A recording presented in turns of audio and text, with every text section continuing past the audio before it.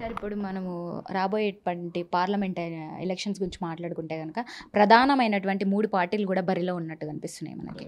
So మరి ఏ పార్టీకి ఎంత మెజారిటీతో సీట్లు రాబోతున్నాయంటారు? ముఖ్యంగా మీ కాంగ్రెస్ పార్టీకి ఎన్ని సీట్లు గెలుచుకోబోతుందంటారు? ఏం చెప్తారు? అంటే ఒకటి, ఇప్పుడు కాంగ్రెస్ పార్టీకి ఎన్ని సీట్లు వస్తాయనే దాని మీద జోష్యం చెప్పడం నాకు ఇష్టం లేదు. ఎందుకంటే పదే పదే మా ముఖ్యమంత్రి చెప్తున్నాడు 16 సీట్లు మేము సాధిస్తాం, మ్యాక్సిమం ఎంత తక్కువ అన్నా కానీ 12 సీట్లకైతే తగ్గము అనేటువంటి కాన్ఫిడెన్స్ని ముఖ్యమంత్రి గారు చాలా చెప్తా ఉన్నారు. తర్వాత రెండోది వారే ఏమన్నారంటే ఇప్పుడు జరుగుతున్నటువంటి ఎన్నికలు మా పార్టీ యొక్క పరిపాలన మీద రెఫరెండం అని అన్నారు. సో ముఖ్యమంత్రితో డైరెక్ట్గా ఈ విషయంలో పోటీపడి నేను నా అభిప్రాయం చెప్పడం నాకు ఇష్టం లేదు. నేను I wish him that he should succeed in getting at least 12 seats in the state. But Congress party majority సీట్లు గెలుచుకోబోతుందంటారు? నేను అనట్లేదు, మా ముఖ్యమంత్రి అంటున్నారు. ఆ మాట నేను మీకు చెప్తున్నాను అంతే తప్ప నేను నా అభిప్రాయం చెప్పట్లేదు. నేను కాంగ్రెస్ పార్టీకి ఎన్ని సీట్లు వస్తాయి అనే దాని మీద నేను జోష్యం చెప్పా.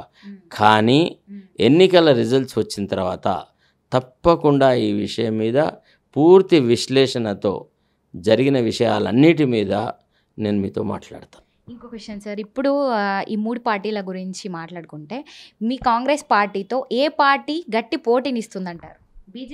బీజేపీయా లేదా బీఆర్ఎస్ఆ? అసలు బీజేపీ పోటీలోనే లేదమ్మా, ఇది అనవసరంగా సృష్టిస్తున్నాడు విషయం.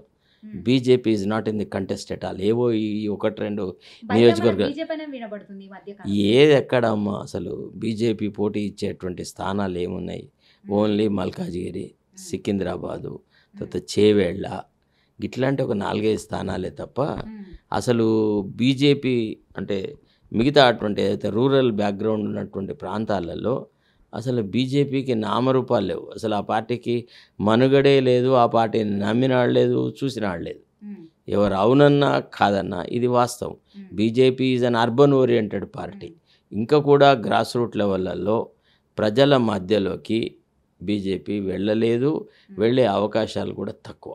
మనం ఇంకోటి మాట్లాడుకుంటే అంటే మొన్నటి వరకు కూడా బీఆర్ఎస్ పార్టీ వర్కింగ్ ప్రెసిడెంట్ ఎవరైతే కేటీఆర్ గారు ఉన్నారో వారు కూడా కొన్ని వాక్యాలు చేశారు. ఇప్పుడు ఈ ఎన్నికల అనంతరం కూడా రేవంత్ రెడ్డి గారు బీజేపీలో చేరబోతున్నారు, మోడీతో కలవబోతున్నారు అంటూ కూడా కొంత వార్తలు అయితే వచ్చాయి. బీఆర్ఎస్ పార్టీ కార్యకర్తలు కావచ్చు, ప్రతి ఒక్క నాయకులు అందరూ కూడా అన్నారు, కేటీఆర్తో సహా. మరి ఇదేమంటారు? ఇది నిజమే అంటారా? ఒకటమ్మా, first of all according to me KTR is an upstart in politics. He doesn't have any political credentials, nor he has got any depth. He has got any understanding. అంటే చాలా చౌకబారు విమర్శలు చేయడానికి KTR చాలా ప్రఖ్యాతిగాంచినాడు. అసలు ఇవాళ బీఆర్ఎస్ అనేటువంటి సంస్థను, ఒక ఉద్యమ పార్టీని సర్వనాశనం చేసిందే KTR యొక్క అత్యాశ. KTR కనుక ఒక రాజనీతిజ్ఞులాగా కనీసం తన తండ్రికున్న రాజనీతిలో పడ 10% కూడా KTR కనుక కలిగి ఉంటే అసలు టీఆర్ఎస్ పరిస్థితి ఇంత అధ్వాన్నంగా అయినాడు ఉండకపోతుండే. ఒక చక్కని అంటే ప్రేమాభిమానాలు గలవాడు, ఒక విధేయుడైన కొడుకుగా ఎదగడంలో KTR విఫలమైనాడు. KTR ఏంటంటే తండ్రి ఎంతో కష్టపడి సాధించి పెట్టిన దాన్ని విచ్చలవిడిగా సర్వనాశనం చేయడానికి ఉన్నటువంటి ఒక ప్రాడిగల్, అంటే ఒక దరిద్రపు రోల్ ప్లే చేసినాడు. కాబట్టి KTR యొక్క కామెంట్స్ మీద నేను ఎప్పుడు కూడా కామెంట్ చేయను. తర్వాత రేవంత్ రెడ్డి గారు బీజేపీలో చేరతాడు అనే మాట నేను నమ్మట్లేదు. ఇందాక అడిగిన ఎందుకంటే బీజేపీ పార్టీ అభ్యర్థులను గెలిపించడానికి రేవంత్ రెడ్డి ఏమైనా ప్రయత్నం చేస్తున్నారంటారా? అందుకే కలవబోతున్నట్టు కూడా కొన్ని వార్తలు వచ్చాయని అడిగాను. ఒకటమ్మా, రాజకీయ అవసరాల కోసమని బలహీనమైన ప్రత్యర్థులను పెట్టి బీజేపీ యొక్క ఎన్నికను సుగమం చేయడానికి కొన్ని ప్రయత్నాలు జరుగుతున్న మాట వాస్తవం. ఇప్పుడు కిషన్ రెడ్డి గారు కానీ, లేకపోతే ఈటల రాజేందర్ని కానీ, తర్వాత ఇంకా కొన్ని నియోజకవర్గాలలో మా అభ్యర్థులు బలహీనంగా ఉన్నారు. అయితే మా అభ్యర్థులు బలహీనంగా ఉండడానికి కారణం వాళ్ళని ఎంచి కోరి తీసుకువచ్చి మా పార్టీ అధ్యక్షుడే వాళ్ళను నిలబెట్టినాడు. కాబట్టి దానివల్ల ఏం జరుగుతుందంటే రేపటి గెలుపు ఓటమిల మీద రేవంత్ రెడ్డి మీదనే ప్రభావం ఉంటుంది. ఆయనే దానికి బాధ్యత వహించాల్సి ఉంటుంది. సో దాన్ని కేవలము బీజేపీని గెలిపించడానికి రేవంత్ రెడ్డి గారు పాజిటివ్గా కృషి చేస్తున్నారని నేను అన్నా. బట్ ఒకటి మన అనాలోచితమైన చర్యల వల్ల, అంటే నిన్నగాక మొన్న చేరినటువంటి ఈ వలస పక్షులకు టికెట్లు ఇవ్వడం వల్ల బీజేపీ యొక్క అవకాశాలు మెరుగైనాయని మాత్రం నేను చెప్పగలను.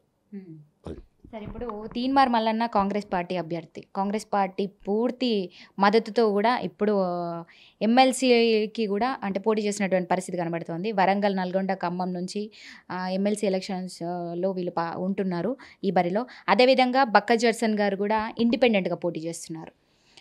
మరి వీళ్ళలో ఎవరు గెలిచేటువంటి అవకాశం ఉందంటారు? అమ్మ, నేను ఎవరు గెలుస్తారు అనే దాని మీద జోష్యాలు ఏం చెప్పను, కానీ బక్కా జడ్సన్ కృషికి అంటే ఎన్నికల్లో గెలవడానికి మాత్రం నేను నా వంతు కృషిని చేస్తానమ్మా. అది నిర్ద్వందంగా చేస్తాను. మాట్లాడుకోవాలండి, ఎందుకంటే బక్కా జడ్సన్ గారు కాంగ్రెస్ పార్టీ నుంచి చాలా కాంగ్రెస్ పార్టీ కార్యకర్తగా కావచ్చు, చాలా కాంగ్రెస్ పార్టీకి సపోర్ట్ చేస్తూ కాంగ్రెస్ పార్టీలో ఉన్నారు. మరి ఎందుకని బక్కా జడ్సన్ గారిని పార్టీ నుంచి తొలగించారు? అసలు కారణం ఏంటంటారు? అమ్మా, ఇప్పుడు అతను చాలా ఈజీ టార్గెట్. ఫస్ట్గా అతను ఒక నిమ్న కులాలకు చెందిన వ్యక్తి, ఒక మాదిగ సామాజిక వర్గానికి చెందిన వ్యక్తి. ఆయన కొంత ఫిజికల్లీ హ్యాండిక్యాప్డ్, పాపం ఆర్థికంగా అంత పుష్టి లేని వ్యక్తి. సో ఆయనను బలిచ్చుడు ఎంత ఈజీ అమ్మ. దురహంకారపు దొరలకు, దురహంకారపు రెడ్లకి బక్కా జడ్సన్ని బలిచ్చుడు పెద్ద కష్టమా? అసలు కాంగ్రెస్ పార్టీలో ఉన్న బీసీ నాయకులు ఎక్కడ తెచ్చారు? ఏడున్నాడు? ఆ బీసీ మంత్రి ఎక్కడున్నాడు? ఆ బీసీ నాయకత్వం ఎక్కడ తెచ్చింది? ఒక ఎస్సీని, దట్టు ఒక మాదిక సామాజిక వర్గానికి చెందిన వ్యక్తిని, అకుంఠితమైన దీక్షతో పార్టీకి కృషి చేసిన వ్యక్తిని, బీఆర్ఎస్ యొక్క అరాచకాలను అంటగట్టిన వ్యక్తిని, పూర్తి కాంగ్రెస్ విజయానికి తన వంతు కృషి చేసినటువంటి జడ్సన్ని ఎప్పుడైతే వాళ్ళు బయటికి నెట్టినారో, ఎక్స్పెల్ చేసినారో, ఆనాడు కాంగ్రెస్లో ఉన్న ఎస్సీ ఎస్టీ తర్వాత బీసీ నాయకులు ఎక్కడ తెచ్చారు? నాకు ఒక పెద్ద ఆందోళనకరమైంది. ఎంతసేపు వాళ్ళ అన్నదమ్ములకు, వాళ్ళ బంధువులకు వాళ్ళు టికెట్ల కోసం ట్రై చేసుకుంటూ తెచ్చారు. గెలిచిన తెల్లారి నుంచి ఇక్కడికి వచ్చి పార్లమెంట్ ఎన్నికలకు తమ బంధువులకు ఎట్లా టికెట్లు ఇవ్వాలా అనే దాని మీదనే కాన్సన్ట్రేట్ చేశారు తప్ప అసలు ఎన్నికల్లో గెలుపుకు కృషి చేసిన కార్యకర్తల యొక్క సంక్షేమం గురించి కృషి చేయలేదు. ఎప్పుడైతే జడ్సన్ మీద సస్పెన్షన్ వేటు వేస్తా అని అన్నప్పుడు ఒక్కసారిగా పార్టీలో ఉన్నటువంటి ఈ నాయకులు, ఈ దళిత జాతి ఎదురు తిరిగితే చాలా బాగుండేది. జడ్సన్ని కోల్పోవడం అనేది పార్టీకి నష్టం.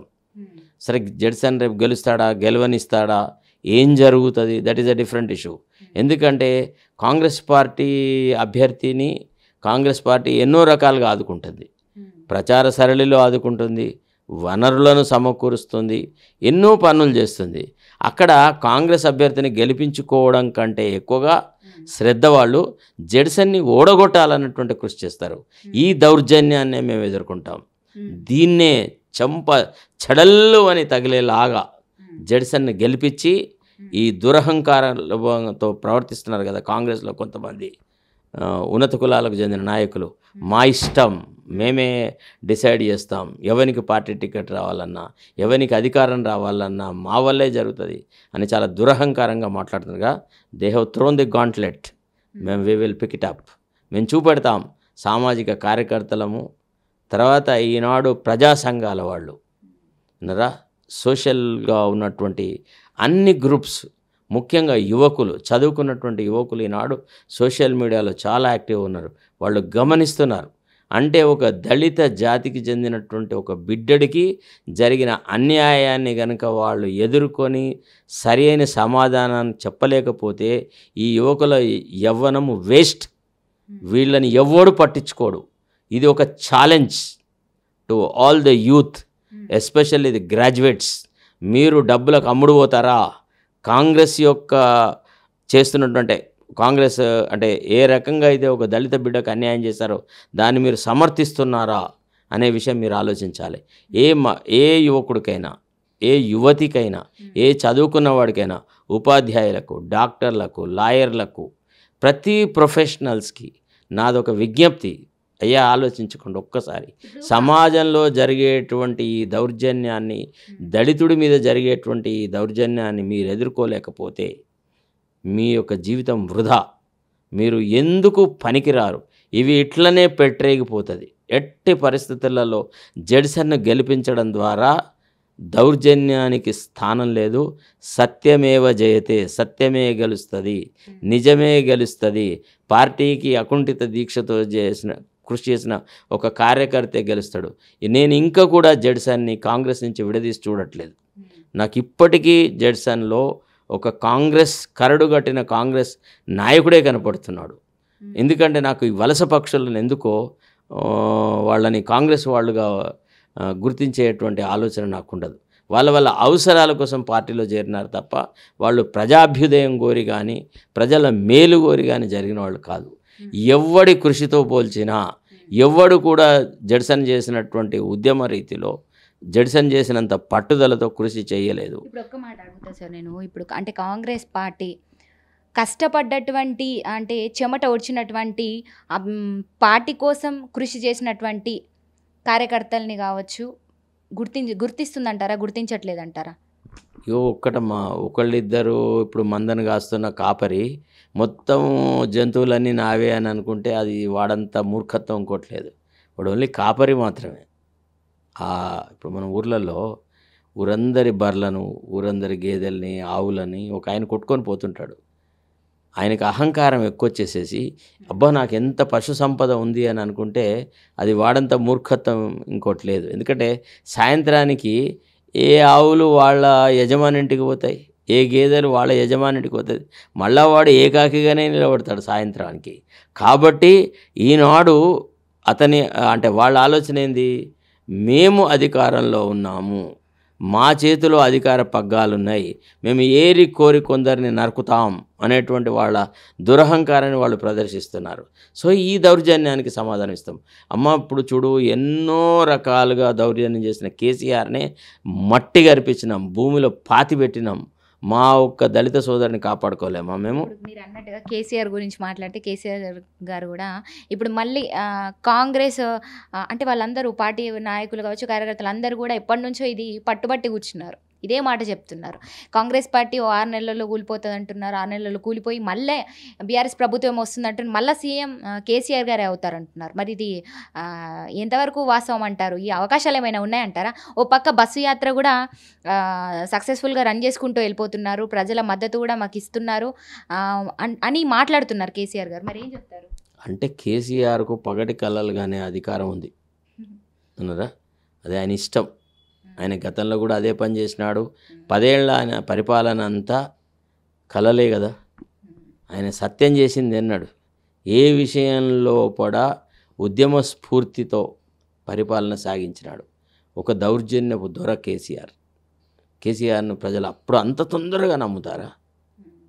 ఎంతమంది పీడనకు గురైనారు బీఆర్ఎస్ పరిపాలన. చవటలు. ఇప్పుడు కాంగ్రెస్ చేసిన తప్పుదాల వల్ల, కాంగ్రెస్ టికెట్లు ఇవ్వడంలో చేసినటువంటి పొరపాట్ల వల్ల ఏదన్నా కొంత అక్కడక్కడ కొన్ని పాకెట్స్లలో బీఆర్ఎస్కు లాభం జరిగినా అది మా యొక్క బలహీనత వల్ల బీఆర్ఎస్కు మెప్పొస్తుందే తప్ప వాళ్ళ గత పరిపాలనను నమ్మి ఎవడు ఓట్లు వేయట్లేదు వినరా, వెయ్యరు. ఈ ప్రజలకు తెలుసు ఈ దౌర్జన్యానికే పనికొస్తాడు తప్ప వీడిలో ఏ రకమైన ప్రేమాభిమానాలు లేవు అనే సంగతి. ఎంతగా వంచినాడు. వాళ్ళ కులం వాళ్ళు, వాళ్ళ కుటుంబ సభ్యులు లక్షల కోట్ల ప్రజాధనాన్ని కొల్లగొట్టినారు. ఆ విషయం ప్రజలు మర్చిపోరు. కాబట్టి కేసీఆర్ ఏం మాట్లాడినా నేను దాని గురించి పట్టించుకోను. ఎందుకంటే కేసీఆర్ కొద్దిగా వినసొంపుగా కొన్ని చెణక్కులు, కొన్ని సామెతలు, కొన్ని అది ఇది మాట్లాడతారు. అది it only provides comic relief, కొంత నవ్వి ఊరుకోవడానికే పనికొస్తుంది తప్ప కేసీఆర్ మాటలలో ఒక్కప్పటి ఆ కమిట్మెంట్ లేదు. ఉద్యమ నాయకుడి స్ఫూర్తి లేదు కేసీఆర్లో. పదవి కోల్పోయినానన్న బాధని ప్రజలలో ఏడుస్తున్నాడు, వల ఏడుస్తున్నాడు, మొత్తుకుంటున్నాడు, నన్ను రక్షించండి, నా మీద దౌర్జన్యం జరిగింది అంటున్నాడు. అదంతా ఉతదే. అంటే దౌర్జన్యం అతనిది ఎంత ప్రజల మీద డీప్ రూటెడ్గా ఉండిందంటే ఇంత తొందరగా బీఆర్ఎస్ని ప్రజలు క్షమించరు. Thank you. సో చూసారు కదా శరత్ కుమార్ గారు కూడా చెప్పినటువంటి మాటలు. అంటే ఓ పక్క పార్లమెంట్ ఎలక్షన్స్ కూడా రాబోతున్నాయి, హోరాహోరీగా కూడా జరుగుతుంది. ఈసారి కొంత టఫ్ ఉండబోతుందని చెప్పుకోవచ్చు. ఓ పక్క బీజేపీ కావచ్చు, బీఆర్ఎస్ కావచ్చు, ఇప్పుడు ప్రధానంగా కాంగ్రెస్ పార్టీ కావచ్చు, అధికారంలో ఉన్నటువంటి పార్టీ. సో కాంగ్రెస్ పార్టీకి అయితే కొంత మెజారిటీ సీట్లు రావచ్చనే అని చెప్తున్నారు. కాకపోతే ఏ పార్టీకి ఎన్ని సీట్లు వస్తాయన్నది ఖచ్చితంగా ఎవరు కూడా చెప్పలేనటువంటి పరిస్థితి. మరి చూడాలి ఇప్పుడు ఆఫ్టర్ ఎలక్షన్స్ కూడా ఏం జరగబోతుంది, ఎలా ఉండబోతుంది. మరి ఇప్పుడు కేసీఆర్ చెప్తున్నట్టుగా ఒక పక్క అంటే గట్టి నమ్మకంతో కూడా చెప్తున్నారు, మళ్ళీ ఈ 6 నెలల్లో కాంగ్రెస్ పార్టీ కుప్పగూలిపోతుంది, మేమే వస్తాము, రాబోతున్నాం అన్నట్టు కూడా ఒక జోష్యం చెప్తున్నట్టుగానే అనిపిస్తుంది. మరి చూద్దాం ఏం జరగబోతుందని కూడా ఆఫ్టర్ ఎలక్షన్స్.